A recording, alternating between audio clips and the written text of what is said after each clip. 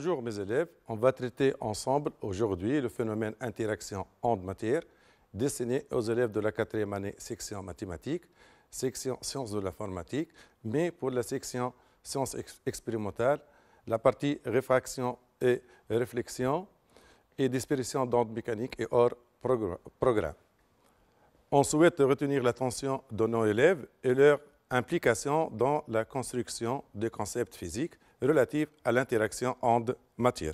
On va commencer par la partie suivante et par la situation suivante. Qu'observe-t-on dans la partie droite de la cuve à ondes lorsque les rides rectilignes rencontrent l'obstacle ou le barrage muni d'une ouverture?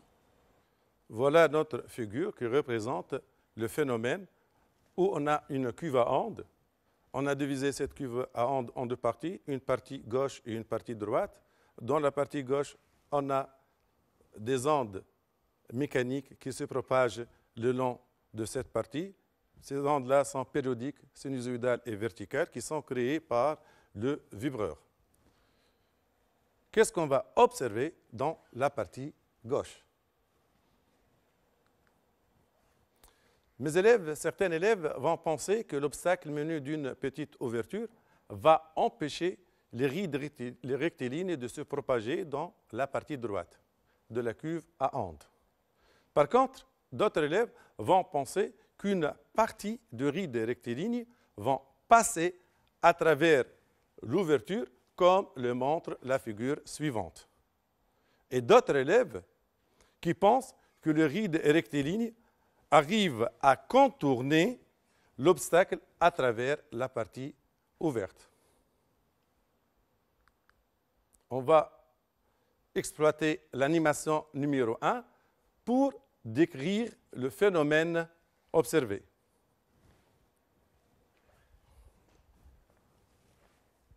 Voilà notre montage, notre cuve à ondes qui est divisée en deux, où on a une onde rectiligne verticale qui se propage dans cette direction. À travers la fente de l'obstacle, qu'est-ce qu'on a observé? Vous voyez bien sur cet axe de symétrie que l'onde a une amplitude maximale dans cette zone.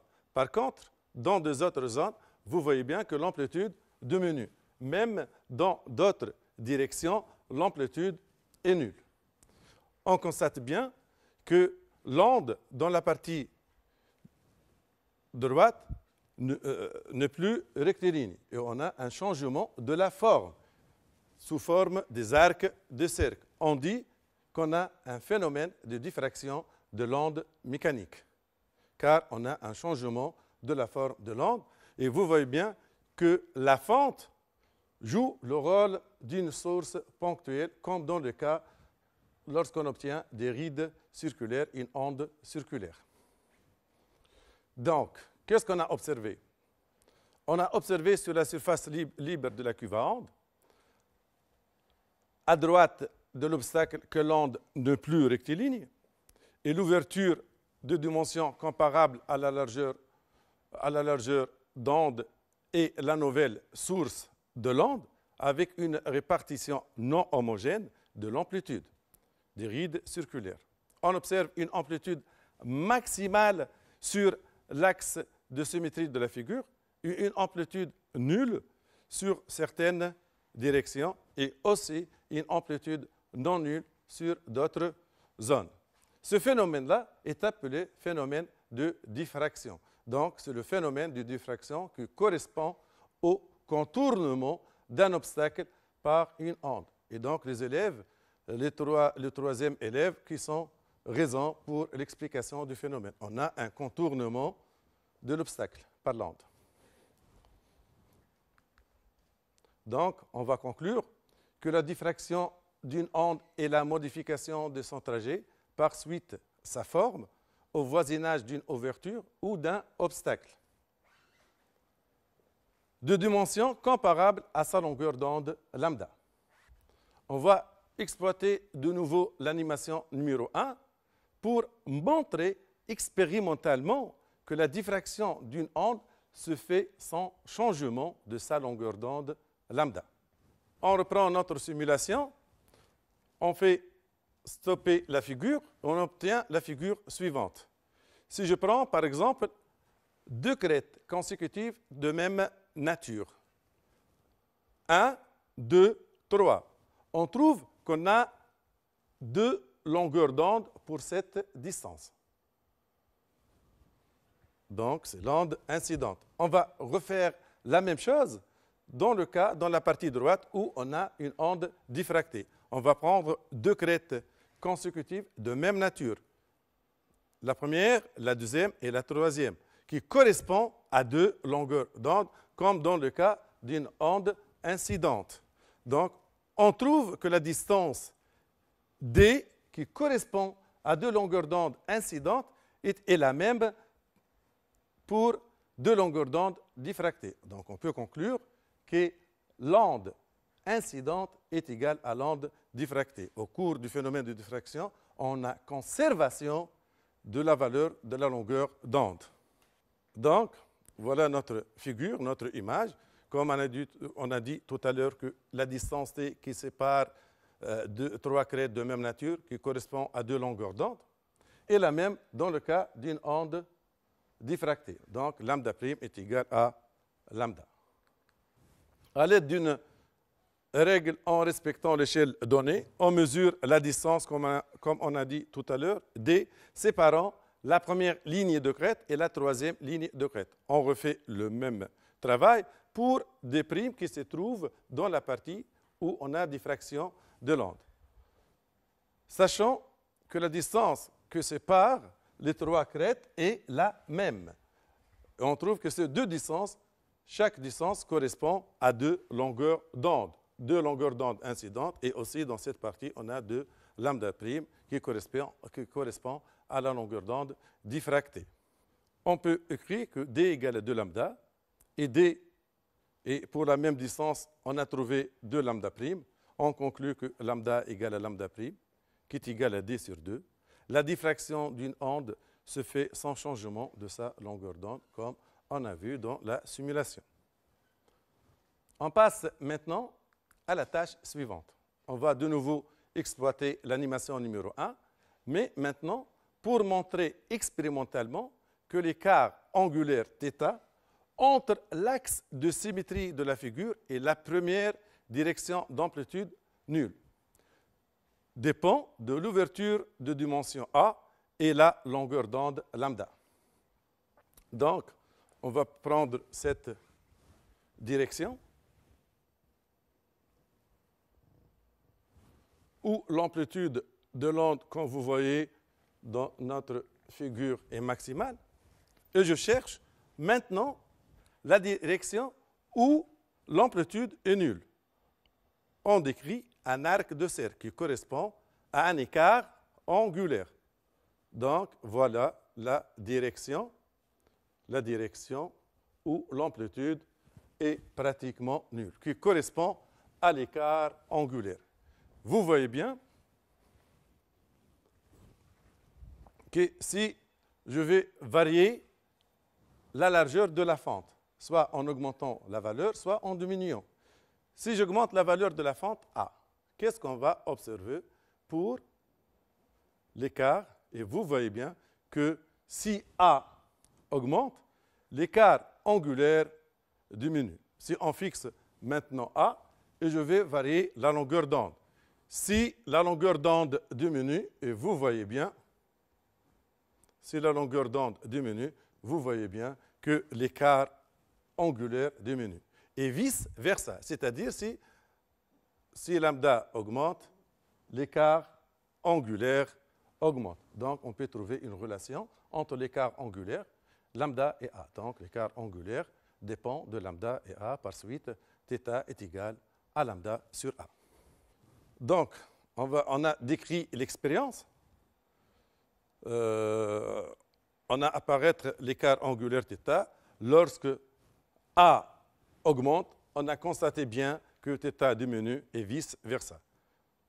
Maintenant, on donne l'ouverture A fixe, par exemple la valeur la plus grande, puis on varie la valeur de lambda comme tout à l'heure. On a constaté que si lambda augmente, l'écart angulaire augmente et vice-versa. On conclut donc que l'écart angulaire θ dépend de lambda et de A. On peut montrer graphiquement à l'aide d'un rapporteur et d'une règle que θ égale lambda sur A par du calcul. Donc, l'écart angulaire θ entre l'axe de symétrie de la figure et la première direction où l'amplitude est nulle, comme on a vu dans la simulation. À l'aide d'un rapporteur, on peut mesurer θ. On trouve que θ égale 0,5 radian. On a vu dans l'expérience que θ est pratiquement égal à lambda sur A. On va faire un calcul et on va faire le calcul et calculer le rapport à lambda sur A. Est-ce que coïncide avec ce qu'on a dit tout à l'heure ou non? Donc, on calcule le rapport lambda sur A, on trouve qu'il est à peu près égal à 0,5 radian. Donc, on est en accord avec l'expérience. Donc, le rapport lambda sur A est égal à θ. Notez bien que θ s'exprime en radians, la longueur d'onde en mètres et A en mètres. Donc, qu'est-ce qu'on va retenir? Une onde plane rectiligne de longueur d'onde lambda qui se propage à la surface d'un liquide et qui traverse une fente f de largeur πθ ne subit pas une déformation appréciable, tant que la valeur de A est grande devant celle de lambda. Par conséquent, le phénomène de la diffraction est imperceptible. Par contre, pour des valeurs de A comparables à la longueur d'onde, ou A inférieur à la longueur d'onde à lambda, le phénomène de diffraction est appréciable. Ainsi, le phénomène de diffraction dépend de l'écart angulaire θ qui est égal à lambda sur A. On passe maintenant à cette situation. Dans la figure, on voit une source laser rouge et un courant. Par analogie avec l'onde mécanique, une source laser, en absence de l'obstacle, on observe sur l'écran un point lumineux. Par contre, si j'intercale, comme tout à l'heure, un obstacle entre la partie gauche et la partie droite, c'est-à-dire entre notre source laser et l'écran, un obstacle muni d'une fente fine verticale. La question qui se pose, à l'aide d'une source laser émettant le rouge une lumière monochromatique, on éclaire une fente verticale de largeur πθ. Qu'observe-t-on sur l'écran? Si on utilise nos connaissances antérieures depuis le collège, on peut prévoir à partir du principe de la propagation rectiligne de la lumière l'observation de l'image de la fente sur l'écran, c'est-à-dire une partie rectangulaire. La question qui se pose est, est-ce que l'expérience confirme ou infirme cette observation? Pour répondre à cette question, on va passer à la simulation suivante. Donc, on va essayer, pour cette animation numéro 2, pour montrer expérimentalement et en se basant sur la diffraction mécanique que la lumière a un aspect ondulatoire.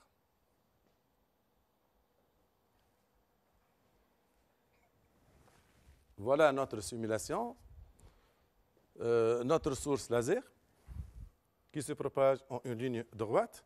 On va prendre comme source laser, comme on a vu dans la situation déclenchante, une source laser rouge. Voilà. Donc, en traversant la fente, qu'est-ce qu'on observe sur l'écran? Un petit rappel pour l'onde mécanique. Pour l'onde mécanique, à travers la fente, on a observé une zone où l'amplitude est maximale, des zones où l'amplitude est non maximale et des zones où l'amplitude est nulle. Et vous voyez bien, si on compare, que la tache rouge elle est plus lumineuse et plus large. C'est la tache principale qui correspond dans le cas de l'onde mécanique, de la diffraction mécanique, où la zone où l'amplitude est maximale. Cette tâche-là, elle est accompagnée par des tâches secondaires de part et d'autre, mais moins intenses, comme on a vu dans le cas de la diffraction mécanique. Et aussi, on a des tâches d'obscurité, des tâches sombres, où l'amplitude est nulle. Donc, d'après l'onde mécanique, a subi le phénomène de diffraction.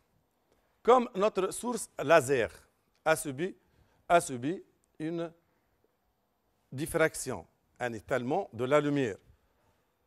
On peut conclure que la lumière est une onde. Notre source laser est une onde qu'on lui associe une longueur d'onde lambda.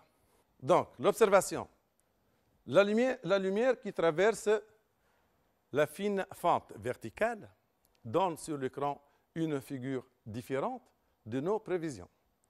On observe un étalement de la lumière rouge perpendiculaire à la fente. Plusieurs taches lumineuses rouges sont observées, séparées par des zones d'obscurité, des zones sombres. La tache centrale intense entourée des taches latérales beaucoup moins lumineuses. Par analogie avec la diffraction d'ondes mécaniques, on voit que la lumière a contourné l'obstacle menu d'une fente puisqu'on observe une alternance des taches brillantes et des zones sombres. On déduit que la lumière du laser est une onde qu'on lui associe une longueur d'onde lambda, d'où le caractère ondulatoire de la lumière. Donc, le phénomène observé est la diffraction de la lumière qui se produit lorsqu'une onde lumineuse rencontre lors de sa propagation soit un obstacle de faible dimension, soit une fente de faible dimension. On va maintenant exploiter l'animation de nouveau pour montrer expérimentalement que l'écart angulaire θ dépend, comme on a vu dans le cas de la diffraction mécanique, de la longueur d'onde, lambda, de la lumière incidente et de la dimension θ de la fente, et même de la distance qui sépare entre la position de la fente et l'écran. Donc, l'écart angulaire est défini comme tout à l'heure entre la droite qui ne subit aucune déviation, c'est cette direction qui se trouve entre le milieu de la fente et le milieu de la tâche centrale, et la première direction qui sépare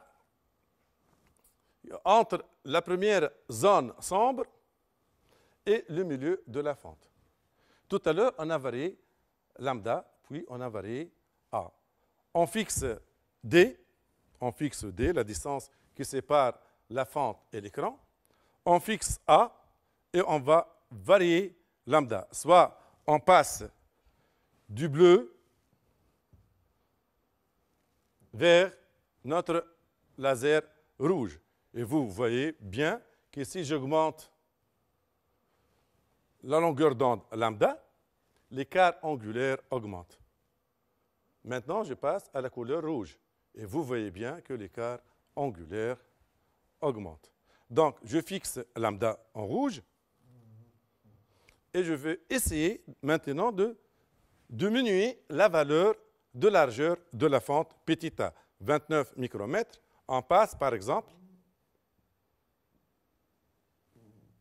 à 12 à peu près micromètres. Et vous voyez bien que l'écart angulaire augmente. Donc, on peut conclure, comme tout à l'heure, que lambda pratiquement égal à que θ pratiquement égal à lambda sur A. Donc, cette figure représente une figure du phénomène de diffraction d'une source laser à travers une fente d'un obstacle. Donc, l'image de diffraction, elle est perpendiculaire à la fente. L'écart angulaire θ, qui est égal d'une part lambda sur A. Et maintenant, on va montrer que l'écart angulaire θ est égal aussi à une autre expression. Si je travaille dans ce triangle, rectangle, on voit bien que la distance D est très supérieure par rapport à cette distance x qui correspond à L sur 2. Donc, par une méthode trigonométrique, tangente θ est égale à l'opposé sur l'adjacent. L'opposé, c'est x qui correspond à L sur 2. Le tout divisé par grand D. Donc, pour des angles faibles, on fait l'approximation suivante, que tangente θ pratiquement égale à θ. Par suite, θ est égal à L sur 2, le tout divisé par grand D, c'est-à-dire L sur 2 D. L, largeur de la tâche centrale, et D, c'est la distance entre l'écran et la fente. Donc, on a deux expressions de θ, de l'écart angulaire. D'une part, θ égale à lambda sur A, d'autre part, θ est égal à L sur 2T. Cette expression-là, on peut le traiter dans un TP de travaux pratiques.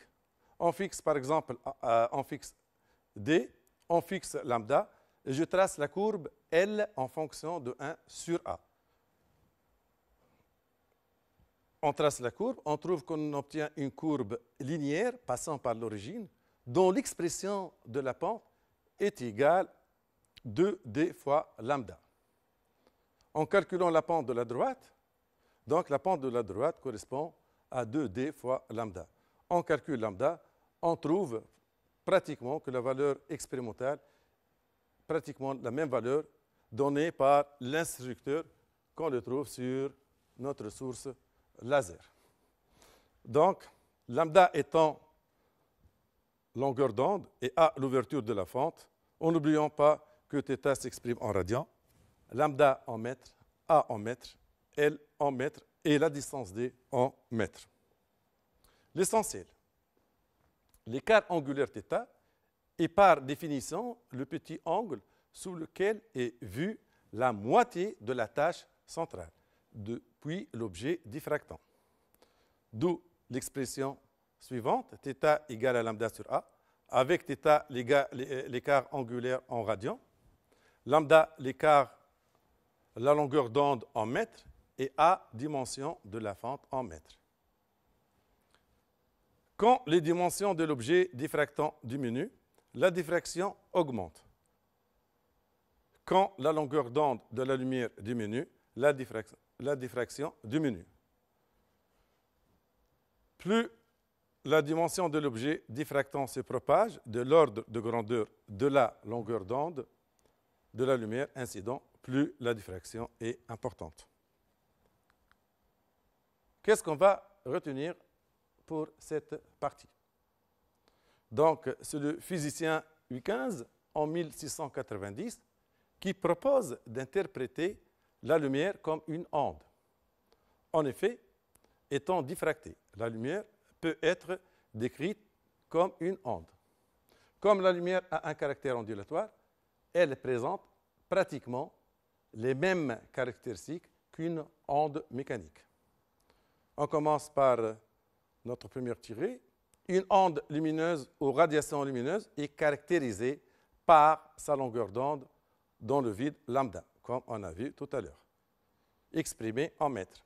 Celle-ci est reliée à la période de l'onde t, ou de sa fréquence nue, par l'intermédiaire de la relation suivante, de la célérité c, lambda égale à c fois t, qui est égale à c sur nu.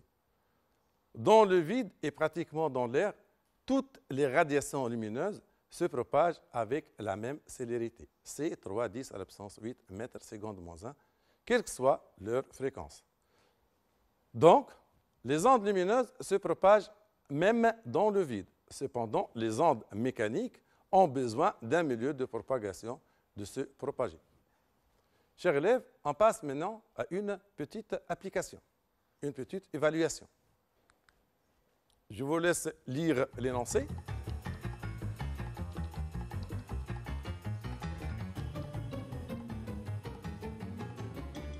On lit ensemble.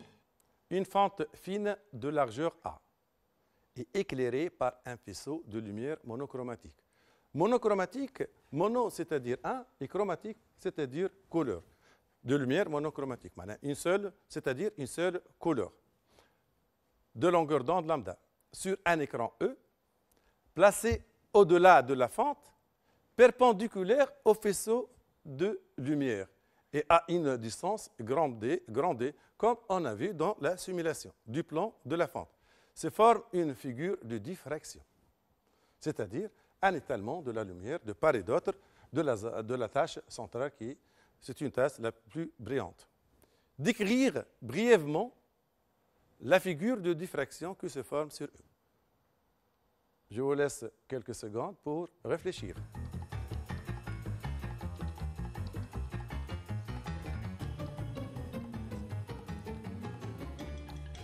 Deuxièmement, justifier le caractère ondulatoire de la lumière, mis en évidence dans cette expérience.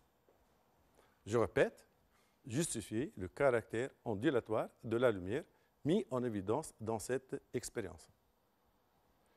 Je passe à la question suivante. Établir une relation, comme on a fait tout à l'heure, une relation entre la largeur de la tâche centrale, la distance D qui sépare la fente avec l'écran, avec L, c'est la tâche centrale, et θ, la demi-largeur angulaire. On donne l'approximation que tangente θ est pratiquement θ, car L est très faible par rapport à la distance écran-obstacle. Tout juste, on utilise notre triangle rectangle. Il suffit de créer que θ, tangente θ, est égale côté opposé sur côté adjacent. C'est L sur 2D. Quatrièmement, petit a. Montrer que L est donné par la relation suivante. L égale à 2 lambda D sur A. Comme on a dit tout à l'heure, peut être cette expression un objectif d'un TP. En sachant que θ égale à lambda sur A. Puis on passe au calcul, déterminer la valeur de la longueur d'onde lambda de la lumière utilisée. Comme donné, A est égal à 200 micromètres, D égale à 2 mètres et L égale à 12,5 mm. D'après les données, vous voyez bien que L est négligeable par rapport à la distance D. Maintenant, on remplace la fente par un fil en soie, c'est-à-dire un obstacle très fin, de diamètre D. Tout en gardant la même distance D, la même source lumineuse du montage précédent. Une figure de diffraction se forme sur l'écran E, mais avec une nouvelle valeur de la largeur L' de la tâche centrale, qui est égale maintenant à 13,5. Tout à l'heure, 12,5 mm. Petit a. Justifier la formation de la figure de diffraction dans le cas de ce fil en soie de diamètre. On a vu tout à l'heure, si je place une fente fine ou un obstacle très fin, on trouve la même figure de la diffraction. Petit b, calculer la valeur du diamètre D, sachant que 1 micromètre égale 10 moins 6 mètres. Je vous laisse réfléchir un peu.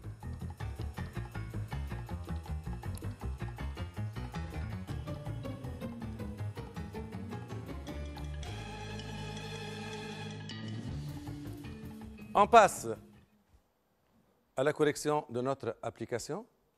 Pour la question 1, on voit une alternance des tâches brillantes et des tâches sombres dont la tâche centrale est d'une part la plus large et d'autre part la plus brillante. Pour la deuxième question, l'interaction de l'onde avec les bords de la fente de largeur convenable donne lieu au phénomène de diffraction. Ceci est analogue à la diffraction d'une onde mécanique à travers une fente de largeur comparable à sa longueur d'onde lambda. D'où le caractère ondulatoire de la lumière. Pour la troisième question, comme on a dit, tangente θ est égale à L sur 2D. On utilise le triangle rectangle dont l'opposé correspond à L sur 2 et l'adjacent correspond à la distance entre l'écran et la fente. La quatrième question, petit a. On a montré tout à l'heure que θ est égal à lambda sur A. Et d'autre part, on a θ égale à L sur 2T, d'où la relation suivante, L de lambda D sur A, ce qu'il fallait démontrer. Petit b, on a, pour la détermination de la valeur de la longueur d'onde, il suffit de faire le calcul. Donc, lambda a pour expression L fois A sur 2D. Tout calcul fait, on trouve que la longueur d'onde lambda est égale à 625 nanomètres. On passe à la cinquième question, où on a remplacé la fente par un obstacle de largeur très fin. La diffraction a lieu pour une ouverture ou bien un obstacle de largeur diamètre convenable.